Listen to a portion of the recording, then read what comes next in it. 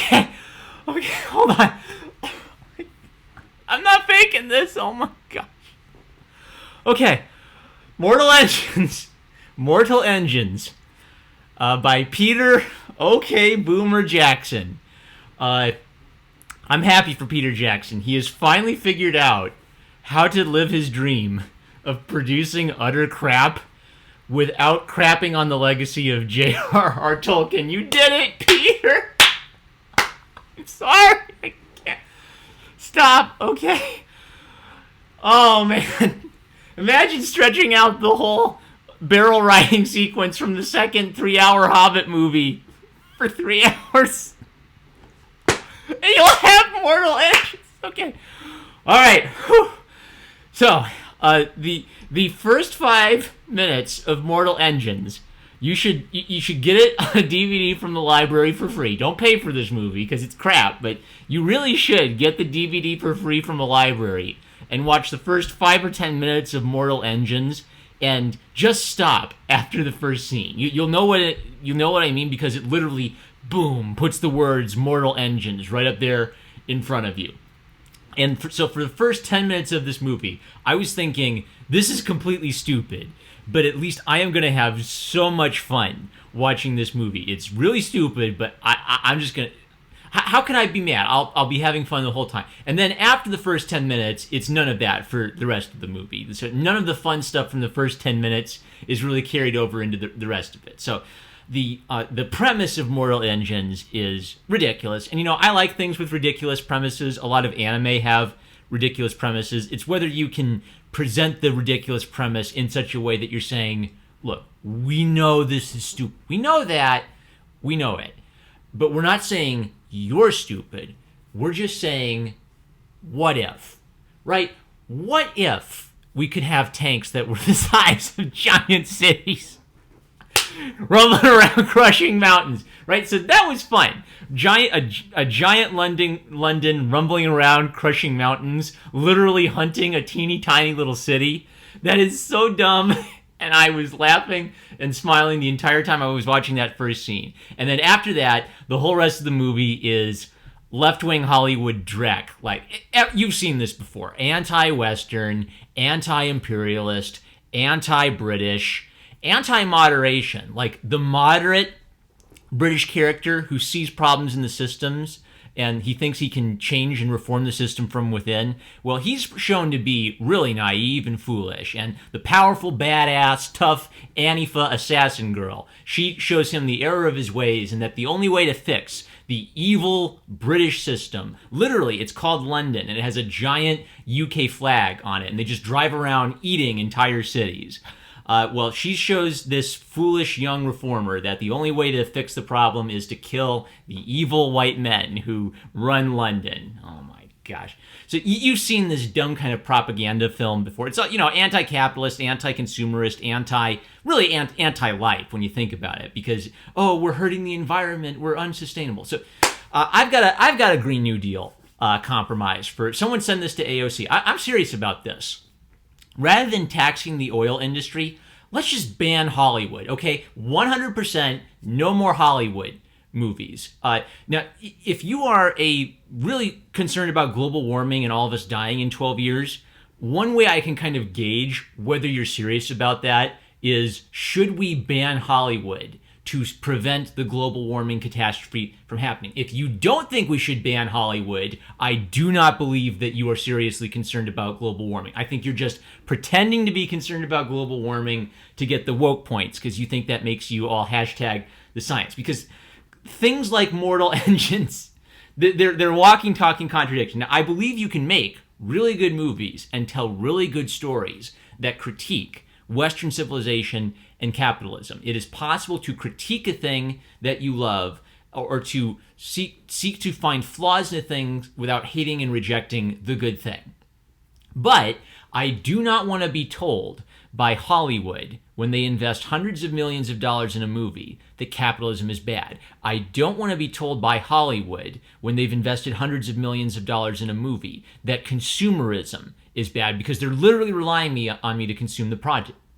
I don't want to be told by Hollywood, who spend hundreds of millions of dollars and burn energy making the movie that environmentalism is super duper important and we human beings were going to destroy the earth. Well, if we're really destroying the earth, then we need to ban all art and all unnecessary forms of entertainment, right? Because that's the least essential thing. I love the arts. I believe these arts are essential to life. They make my life mean something. They are beautiful. I want freedom for the arts. But if we were going to ban things to save us from global warming, art has to go first. And if we're going to ban the little, schlinky-dinky, teeny-tiny artists drawing on their computer because their laptop burns too much energy, we definitely have to ban the $100 million crappy movie projects. We can't afford hundreds of millions of dollars on crappy movies like Mortal Engines if the global warming catastrophe is coming. All right, so the assassin girl is clearly coded Antifa. She's all dressed in black. She's got a red scarf on. They have a clear Drumpf moment where they've got a bunch of refugees and they say, we might have to separate the children from the parents and for the refugees. But Peter Jackson's whole worldview and everything falls apart because what he ends up reinforcing is Chinese nationalism. He's really eager for that Chinese green. So the Chinese, who are the good guys, they want peace. They aren't evil imperialists. They don't believe it's a good idea to build giant tanks the size of cities out of cities and drive around eating other cities. The Chinese just said, nah, I don't think that's not a good use of resources. We just want to stay put. Right? And so the Chinese build a giant wall and they put giant guns on their wall to protect their national sovereignty. So the thing about these anti-imperialist, anti-nationalist, anti-consumerist movies is they can never stay consistent with that premise. In order to have a movie about competing powers and competing countries, you have to have an idea of national sovereignty. If the Chinese didn't have an idea of national sovereignty in this movie, the tank would literally have just driven right over them and flattened them. You need guns and walls to protect yourselves from giant tanks with the British flag slapped across the front. Okay, obviously there are going to be dumb plot holes in a movie this ridiculous, but why haven't they invented nuclear? Oh yeah, nuclear power is bad. How have they invented giant tanks the size of cities and they don't have nuclear power?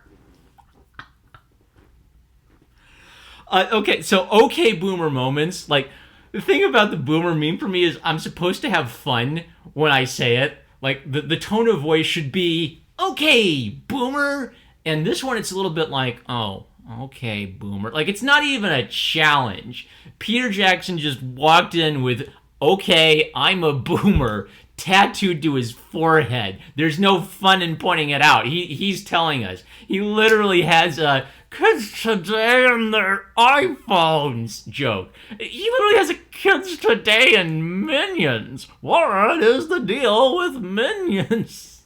Oh, Peter Jackson. What I learned is that Peter Jackson, I no longer trust Peter Jackson as a director. I love the Lord of the Rings trilogy. Even when he changed things from the books for the movie series, I think the changes he made those movies more fun as movies. Like, it didn't need a book-accurate ending where Saruman takes over Hobbiton, because that's an interesting idea where Tolkien's basically attacking socialism, but it doesn't really make sense for a movie where you want to kind of like wrap things up and get out of the theater, right? And then with The Hobbit, he has like this beautiful story basically gift wrapped for him, and he misses the point that The Hobbit is a children's story. It should appeal to children and a child's, attention span, right?